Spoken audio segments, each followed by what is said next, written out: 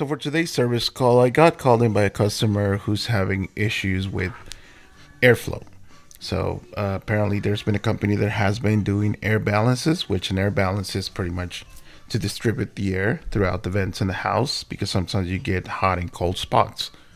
Well, they've done about 3 of those, and the customer is now concerned, like, why can't this get fixed?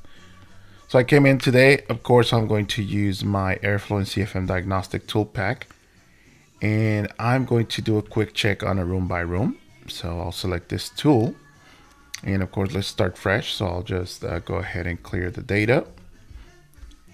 And now this system, this is how this has a 4-ton system, and it's set up for 400 CFM per ton. I went up to the attic and I did make sure that the compression was right. The ducts seem fairly stretched and everything. So I'm selecting the 4%, and I'm adding my first room. So this is the master, and the size of this master is 20 by 15 with a 9-foot ceiling. And I'll select is a master suite. The complaint is that it is too hot at night. It has 2 windows facing east. It gives me these options. So this one has standard modern, and they are medium size, so 3 by 4 approximately. And it has 2 vents, 2 7-inch vents. The length of it is approximately 35 feet. So with this 2 7-inch ducts going to these 2 vents in the master bedroom, first thing that the tool tells me is that I need 320 CFM. And the air velocity seems to be good, 599. So can I just push more air into this bedroom? Definitely. But I just have to keep in mind that as I push more air into this bedroom, my air velocity is going to be a little bit higher. So it might get noisier for the customer.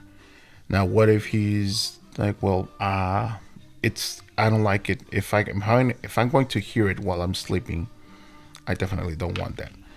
So what if I go into an 8 to 8, I upsize it. Now look at what happened to my feet per minute. It drops to 458. So now the conditions are better. And I can definitely increase more air, push more air. So next thing I'm going to do is I'm going to make sure that I am receiving at least 320 CFM in this bedroom. If it needs a little bit more, maybe 350, 360, that'll make my velocity go up, but it won't be too noisy. So now I can present this to my customer. Of course, while doing this, the customer asked me, now can you check my living room as well? I said, definitely. So let's add a room. Let's call this living room, and the size of it is approximately 35 by 20. And this is my living room. Really no complaint. He just wants to check.